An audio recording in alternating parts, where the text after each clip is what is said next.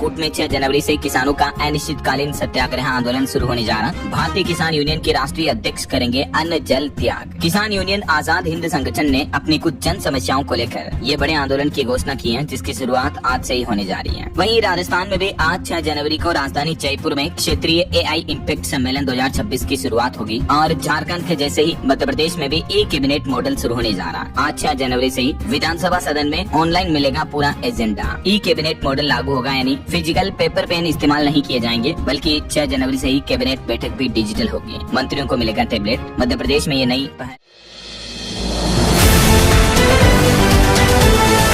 Games की शुरुआत होने जा रही 6 से 8 जनवरी को रायपुर और बिलासपुर में चयन ट्रायल होगा। अधिक जानकारी के लिए इस प्लेटफॉर्म पर संपर्क किया जा सकता है। तो ये तो कुछ आज के बड़े इवेंट रहेंगे और चलिए आगे बढ़ते हैं अपन खबरों में। सबसे पहले देखिए अमेरिका और वेनेजुएला के बीच जो कंट्रोवर्सी चल रही है, इस मामले से जुड़े कुछ बड़े अपडेट। वेनेजुएला के राष्ट्रपति निकोलस मादुरो और उनकी पत्नी को न्यूयॉर्क कोर्ट में पेश किया गया, क्योंकि दोनों पर ड्रग्स तस्करी का गंभीर आरोप है। तो कोर्ट में ले जाते समय कैदियों वाले कपड़े पहने नजर आए, लंगड़ाते दिखे। सुनवाई के लिए कुछ इस तरह से कोर्ट पहुंचे वेनेजुएला के राष्ट्रपति। इनको अदालत में ले जाते समय का ये अमेरिकी सरकार ने वीडियो भी जारी किया, जिसमें भूरे रंग का कैदियों वाला जंप सूट पहने नजर आ रहे हैं। और इस पेशी के दौरान वेनेजुएला के राष्ट्रपति मादुरो बोले कि मैं एक सभ्य व्यक्ति हूँ, मुझ पर लगे सभी आरोप गलत हैं। उनके इस मामले पर अगली सुनवाई 17 मार्च को होगी। द गार्जियन के मुताबिक मादुरो पर 4 बड़े गंभीर आरोप लगाए गए हैं, जिसमें एक तो अमेरिका में कोकीन जैसे घातक ड्रग्स की तस्करी करने का आरोप है। इसके अलावा खतरनाक हथियार रखने जैसे गंभीर आरोप भी लगे हैं। और अभी जो दोस्तों वेनेजुएला की नई अंतरिम राष्ट्रपति बनी डेल्सी रोड्रिग्स, उनको भी ट्रंप ने धमकी दी और धमकी देते हुए कहा कि अगर अमेरिका की बात न मानी तो मादुरो जैसा हाल होगा। हालांकि अंतरिम राष्ट्रपति डेल्सी ने अमेरिका से सहयोग की अपील की है और इस बीच दुनिया के कई देशों की प्रतिक्रिया भी देखने को मिली। चाइना बोला कि कोई भी देश दुनिया का जज नहीं बन सकता है। चीन ने मादुरो की गिरफ्तारी पर कड़ी आपत्ति जताई है। चाइना के राष्ट्रपति शी जिनपिंग ने कहा कि बड़ी ताकतें दूसरे देशों की संप्रभुता का सम्मान करें। हालांकि ये बात तो तय है दोस्तों कि गिरफ्तारी के पीछे वजह कोई ड्रग्स या हथियार की सप्लाई नहीं है, बल्कि वेनेजुएला के तेल के भंडारों तक पहुँचना चाहता है अमेरिका। और इस बात की पुष्टि खुद डोनाल्ड ट्रंप ने भी की है। ट्रंप ने वेनेजुएला को मरा हुआ देश बताते हुए कहा कि उसे दोबारा खड़ा करना जरूरी है और इसके लिए हमें तेल और देश की दूसरी चीजों तक पूरी पहुंच चाहिए, ताकि हम वेनेजुएला को दोबारा खड़ा कर सकें। मतलब ट्रंप के मंसूबे साफ साफ नजर आ रहे हैं, क्योंकि दुनिया का सबसे बड़ा तेल भंडार है वेनेजुएला के पास। तो अमेरिका की इस कार्रवाई से दुनिया भर में क्रूड ऑयल की सप्लाई बढ़ सकती है, जिससे कच्चा तेल सस्ता हो सकता है। रूस वगैरह इन देशों को बड़ा झटका लग सकता है, लेकिन दुनिया भर में कहीं न कहीं फ्यूल यानी पेट्रोल डीजल के दाम कीमतें जो है वो जरूर घट सकती है। और देखिए वेनेजुएला के बाद अब ट्रंप ने क्या कहा। ट्रंप ने ग्रीनलैंड पर भी कब्जा करने की बात दोहराई और कहा कि हमारे देश की सुरक्षा के लिए ये भी जरूरी है। डोनाल्ड ट्रंप ने डेनमार्क और ग्रीनलैंड दोनों पर वेनेजुएला की तरह कार्रवाई की बात कही तो दोनों देशों के नेताओं में गुस्सा भड़क गया है। डेनमार्क की पीएम तो बोले कि धमकियां देना बंद करें अमेरिकी राष्ट्रपति।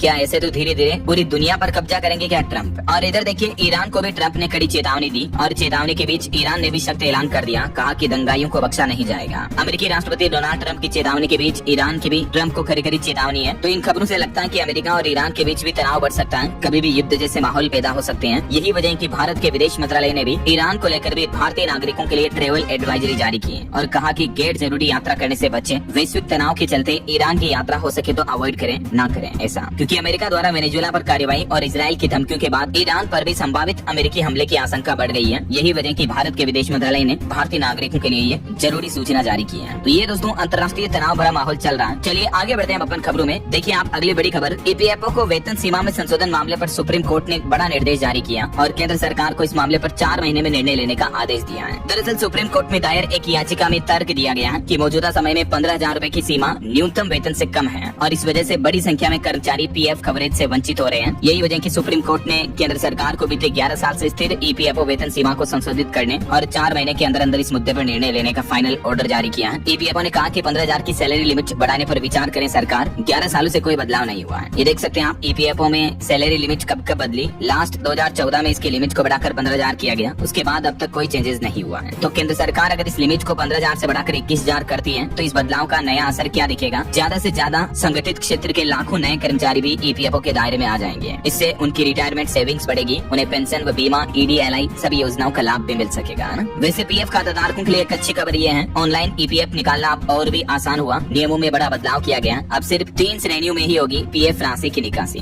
जी हाँ, कर्मचारी भविष्य निधि संगठन ईपीएफओ की तरफ से पीएफ निकासी के नियमों में ये बदलाव किया गया है। पहले जो 13 श्रेणियां थी ईपीएफओ के पैसों को विड्रॉल करने के लिए, उनको मुख्य रूप से इन 3 कैटेगरी में डिवाइड कर दिया है: अनिवार्य आवश्यकताएं, आवास और विशेष परिस्थितियां। तो अब आप ईपीएफओ की पूर्ण निकासी किन किन परिस्थितियों में अपने पूरे पैसे को विड्रॉल कर पाएंगे, नए नियमों की ये लिस्ट आप देख सकते हैं। इन सिचुएशन में आपको पूरे पैसे की निकासी की सुविधा मिलेगी और आंशिक निकासी की इजाजत किन किन परिस्थितियों में होगी, इसको लेकर भी ये नियम और गाइडलाइंस वगैरह बनाई गई है। चलिए दोस्तों, अगला अपडेट देखिए। बिना आधार कार्ड लिंक वाले IRCTC यूजर्स अब नहीं बुक कर पाएंगे ऑनलाइन टिकट। आज से ये नया नियम लागू हो चुका है। अगर आपके IRCTC अकाउंट से आधार कार्ड लिंक नहीं है तो अब आप 8 AM से लेकर 4 PM तक रिजर्वेशन टिकट बुक नहीं कर पाएंगे। बुकिंग खुलने के पहले दिन के लिए ही ये नियम लागू होगा। रेलवे की तरफ से ये अलर्ट जारी किया है, देख सकते हैं आप। और वहीं दोस्तों, अमेरिका वेनेजुएला कॉन्फ्लिक्ट के बीच SBI की एक रिसर्च रिपोर्ट सामने आ रही है कि कच्चा तेल अगले 6 महीने में $51 तक टूटेगा। जी हाँ, इस साल 2026 में जून महीने तक अंतर्राष्ट्रीय बाजार में, इंटरनेशनल मार्केट में क्रूड ऑयल की कीमतों में $51 प्रति बैरल की गिरावट देखने को मिल सकती है और रुपया 3% मजबूत होकर $88 प्रति डॉलर तक पहुंच सकता है। भारतीय स्टेट बैंक SBI की रिसर्च रिपोर्ट में ये बातें सामने आ रही है, जो कि अच्छी बात है। ऑल ओवर दुनिया में महंगाई कम होगी अगर क्रूड ऑयल गिरता है तो, है ना। और बड़ी खबर देखिए, क्रिप्टो करेंसी पर सरकार की शक्ति बढ़ी। बीते एक साल में 49 एक्सचेंज FIO के पास रजिस्टर्ड हुए हैं। भारत में क्रिप्टो करेंसी को लेकर सरकार की शक्ति अब तेज हो गई है। 2024-25 वित्त वर्ष का ये डेटा आप देख सकते हैं, जिस दरमियान लगभग 49 क्रिप्टो एक्सचेंज FIO रजिस्टर्ड हुए हैं। केंद्र सरकार का ये कदम मनी लॉन्ड्रिंग, टेरर फंडिंग और अवैध लेन देन पर रोक लगाने के लिए उठाया गया है। तो सरकार के इस फैसले से एक बात तो तय है कि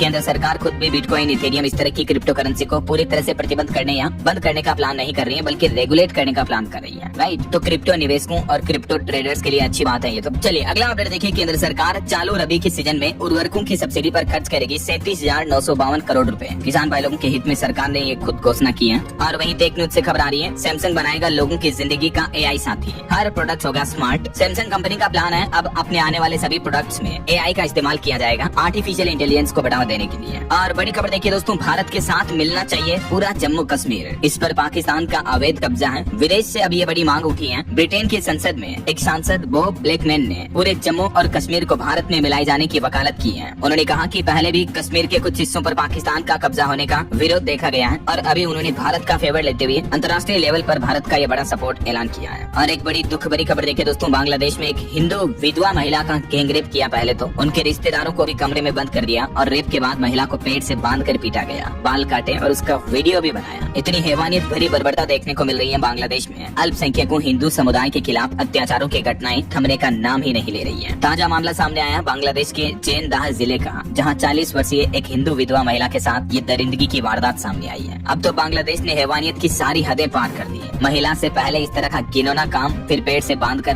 बाल काटना, फिर वीडियो बनाकर वायरल करना, जरा सोचिए इससे बड़ा घटिया और अमानवीय कार्य और क्या हो सकता दोस्तों। वहीं बांग्लादेश में एक और हिंदू युवक की भी हत्या की खबर सामने आ रही। पत्रकार राणा प्रताप को बदमाशों ने मारी गोली। बीते 18 दिनों में 5 हिंदुओं का मर्डर तो हो चुका है और अब एक महिला के साथ गैंग रेप भी। हिंदुओं के लिए मानो नरक बन गया बांग्लादेश 40 साल की हिंदू महिला के साथ इस घटना के बाद। तो जरूर भारत सरकार को इस मसले में अब आगे आना चाहिए और बांग्लादेश सरकार के खिलाफ सख्त एक्शन लेने चाहिए, जैसे पाकिस्तान के साथ लिए जाते हैं ना वैसे ही। चलिए फिलहाल देखिए अगली खबर। राजस्थान में शिक्षा विभाग की तरफ से 2 अहम फैसले लिए गए। अब 2 चरणों में मिलेगी पुस्तकें। सरकारी स्कूलों में बच्चों के बैग का 50% वजन भी कम होगा। और माता पिता अभिभावकों के लिए भी my career advisor mobile app launch किया राजस्थान सरकार ने, जहां बच्चों के करियर के बारे में गाइडलाइंस मिल पाएगी। ये सब कुछ नई शैक्षणिक व्यवस्थाएं जो है वो अगले सत्र 2026-27 से ही शुरू होने जा रही, मतलब इसी साल के नए सत्र से ही, है ना। इससे बच्चों के बैग का भार भी कम होगा। भारी स्कूल बैग की समस्या बच्चों में बहुत ज्यादा देखने को मिलती है, तो वो सुधरेगी और AI आधारित मोबाइल ऐप से करियर को लेकर बच्चों के लिए माता पिता को सही दिशा मिलेगी। तो ये बहुत ही अच्छी पहल है राजस्थान शिक्षा विभाग की। और वहीं दोस्तों, यूपी सरकार ने भी युवाओं के हित में फैसला लिया है। उत्तर प्रदेश के युवाओं को न्यू ईयर का गिफ्ट। पुलिस भर्ती में आयु सीमा को 3 साल बढ़ा दिया है, जिससे उत्तर प्रदेश के लाखों अभ्यर्थियों को आवेदन करने का नया मौका मिलेगा। खुद मुख्यमंत्री योगी आदित्यनाथ ने घोषणा करते हुए कहा, बड़ा फैसला लिया। यूपी में जो अभी 32,679 पदों पर पुलिस भर्ती होनी है, उसके लिए एज लिमिट क्राइटेरिया यानी आयु सीमा की लिमिट को 22 साल से बढ़ाकर 25 साल किए जाने की जो युवाओं के अभ्यर्थियों की मांग थी, तो आखिरकार उस पर योगी सरकार ने मुहर लगा दी है। अब ये देख सकते हैं आप, सरकार के फैसले के बाद अलग अलग कैटेगरी की सामान्य OBC SC ST के लिए एज लिमिट क्या होगी, इतनी उम्र वाले युवा कैंडिडेट अब आसानी से अप्लाई कर पाएंगे, है ना। तो उत्तर प्रदेश पुलिस भर्ती में तकरीबन 32,500 से भी ज्यादा वैकेंसी के लिए लाखों युवाओं को ये तोहफा मिला है। 3 साल की डायरेक्ट छूट दी जाएगी, सीधा रिजर्वेशन का लाभ मिलेगा एज लिमिट में, है ना। और न सिर्फ SC ST बल्कि हर कैटेगरी के युवाओं के लिए 3 वर्ष की अतिरिक्त छूट का बेनिफिट मिलेगा। चलिए अगली बड़ी खबर देखिए दोस्तों, दूषित पानी का खतरा देश भर में कितना बढ़ता जा रहा है। हरियाणा राज्य में भी मध्य प्रदेश के इंदौर जैसा खतरा मंडराया हुआ है। एक रिपोर्ट सामने आ रही है कि हरियाणा के 18 जिलों के 51 गाँव का पानी जहरीला है और इस पानी को पीने से लोगों में कैंसर, डायबिटीज समेत कई तरह के गंभीर रोग बढ़ रहे हैं। हरियाणा में पेयजल की गुणवत्ता बेहद खराब है। पीने के पानी में नाइट्रेट, फ्लोराइड, आर्सेनिक, यूरेनियम जैसे घातक रसायन निर्धारित मानकों से भी ज्यादा मात्रा में मौजूद है।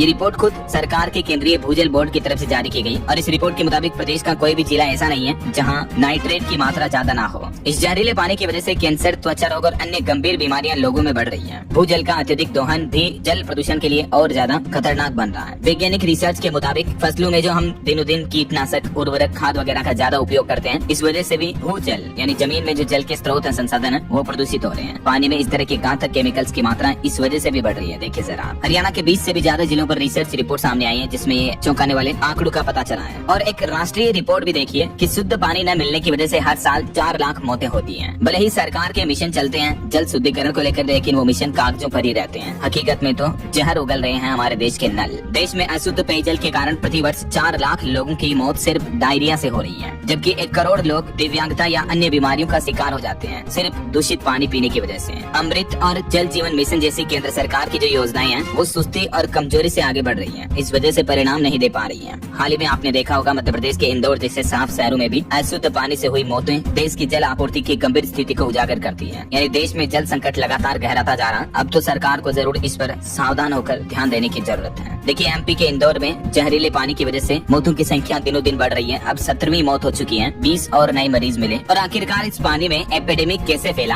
अब एम्स और आईसीएमआर के वैज्ञानिकों और डॉक्टर्स की टीम इसकी जांच कर रही है। वहीं देखिए, मध्य प्रदेश के बाद अब गुजरात में भी दूषित पानी का कहर देखने को मिल रहा है। टाइफाइड के 100 से ज्यादा मामले सामने आए। गुजरात के गांधीनगर सेक्टर 24 और 28 में भी लोगों के घरों में आने वाले नल के पानी में कुछ इस तरह का ही प्रदूषण पाया गया। नल में सीवेज का पानी मिल गया कम से कम 7 स्थानों पर। पाइपलाइन लीकेज की वजह से लोगों के घरों तक इस तरह का जहरीला गंदा पानी पहुंचा है। और दोस्तों, मध्य प्रदेश के इंदौर में तो देखिए, इतनी जल समस्या के बाद अब लोगों की हालत यह हो रही कि 500 से ज्यादा बोरिंग का पानी भी यूज नहीं कर रहे हैं। 17 मौतों के बाद लोगों में डर इस तरह का फैला है कि लोग अपने घरों में आरओ लगा रहे हैं। जो पानी का फिल्टर होता है, आरओ फिल्टर, वो बोले कि टैंकर का पानी भी गंदा ही आ रहा है। चलिए अगला अपडेट देखिए। वैज्ञानिकों ने बनाई इंसानों जैसी ई स्किन, यानी इस तरह की चमड़ी बनाई है जो अब रोबोट को भी दर्द महसूस करवाएगी। चाइना के वैज्ञानिकों ने इंसानों जैसी ई स्किन बनाई। रोबोट को चोट लगेगी तो तुरंत रोबोट हाथ हटा लेगा। यानी जैसे हमारे शरीर पर सेंसिटिव चमड़ी होती है ना, वैसी ही स्किन, इलेक्ट्रॉनिक स्किन चाइना के वैज्ञानिकों ने तैयार की है। चलिए अगली बड़ी खबर देखिए। एक और बड़ी दुर्घटना हो गई आंध्र प्रदेश में। ओएनजीसी के तेल के कुएं में रिसाव हुआ। गैस रिसाव में आग लग गई और उसके बाद ब्लास्ट हो गया। इस घटना के बाद आसपास के 3 गाँवों को खाली कराया गया क्योंकि तेल के कुएं में भारी गैस रिसाव देखने को मिलता है। ये घटना उस वक्त हुई जब कुएं में मरम्मत का कार्य चल रहा था। मेरे गाँव के पास एग्जैक्ट ये लोकेशन आप देख सकते हैं जहाँ ये घटना हुई। और इसके बाद भयंकर आग भी लग गई। तुरंत प्रशासन और फायर ब्रिगेड की गाड़ियां पहुंची, आसपास के लोगों को खाली कराया गया। और ऑटो इंडस्ट्री से एक रिपोर्ट आ रही। देखिए, मारुति सुजुकी डिजायर 2025 में भारत में कार बिक्री में सबसे ऊपर रही। क्रेटा और निक्सॉन को भी पछाड़ा। वहीं खबर है दोस्तों, 11 जनवरी को सोमनाथ धाम जाएंगे प्रधानमंत्री नरेंद्र मोदी गुजरात में और यहाँ स्वाभिमान पर्व का शुभारंभ करेंगे। और देखिए, रक्षा मंत्री राजनाथ सिंह ने पहला स्वदेशी प्रदूषण नियंत्रण पोत समुद्र प्रताप राष्ट्र को समर्पित किया। और इस समुद्र प्रताप के जलावतरण के साथ ही हिंद महासागर में भारत की ताकत भी बढ़ेगी, है ना। और वहीं खबर आ रही दोस्तों, आपको पता होगा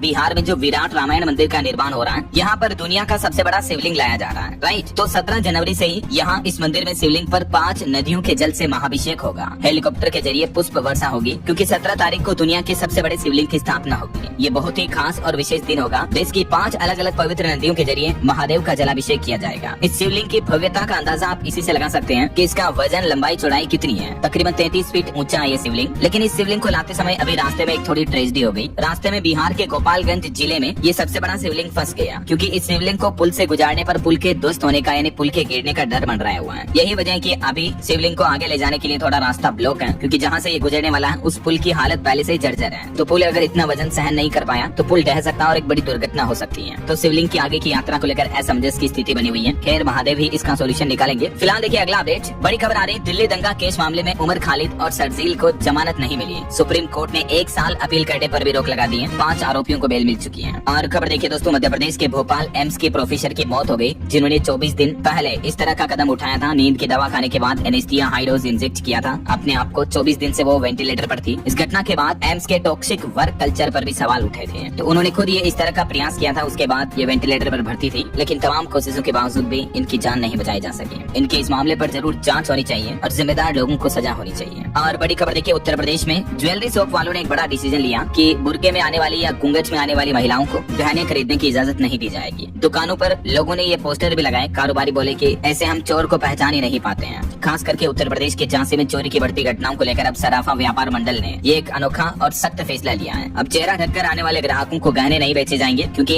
आए दिन लूटपाट की घटनाएं बढ़ रही हैं। महिला ग्राहक चाहे बुरके में हो या घूंघट में, या फिर पुरुष ने नकाब पहना हो, किसी को भी ज्वेलर्स गहने नहीं दिखाएंगे। ये देख सकते हैं आप, दुकानों के बाहर इस तरह के पोस्टर भी लगा दिए गए हैं। चलिए अगला अपडेट आ रहा है। एक रिपोर्ट सामने आ रही है कि इस साल 2026 के लिए भारतीय सेना इंडियन आर्मी का नया रोड मैप तैयार हो चुका है। शॉर्ट, मीडियम और लॉन्ग टर्म में प्लानिंग बनाई गई। AI, आर्टिफिशियल इंटेलिजेंस, डेटा और डिजिटल नेटवर्क से होगी अगली जंग। ऑपरेशन सिंदूर के बाद भारतीय सेना ने अब अपनी आगे की रणनीति भी तैयार कर ली है। बहरहाल अभी तो अपन कुछ और महत्वपूर्ण और काम की खबरें देखेंगे दोस्तों, लेकिन फिलहाल वक्त तो चला है आज के ताजा मौसम समाचार जानने का। और हाँ, एक छोटी सी रिक्वेस्ट आपसे ये है कि अगर आप DLS न्यूज चैनल से अभी तक भी जुड़े नहीं हो तो जुड़ जाइए, चैनल को सब्सक्राइब करके बेल आइकन जरूर दबा दीजिएगा और इस वीडियो पर एक लाइक और शेयर भी कर देना, ताकि आपको रोजाना की ताजा खबरें, महत्वपूर्ण मुख्य समाचार, काम के न्यूज अपडेट सबसे पहले आपके मोबाइल पर मिलते रहेंगे। ओके, और चलिए बिना टाइम वेस्ट किए सीधा आगे बढ़ते मौसम अपडेट में। तो देखिए, जम्मू हिमाचल समेत पहाड़ी राज्यों में बर्फबारी की चेतावनी है। दिल्ली, यूपी, बिहार समेत कई राज्यों में कोहरा छाया रहेगा। कुछ राज्यों में बारिश का भी अलर्ट जारी हुआ। देखिए, राजधानी दिल्ली भी सहेगी सर्द हवाओं का सितम अगले 3 दिन। दिल्ली में तेज ठंडी हवाएं चलेगी, कोहरा भी बढ़ेगा। 8 जनवरी तक के लिए दिल्ली का ये पूर्वानुमान जारी हुआ।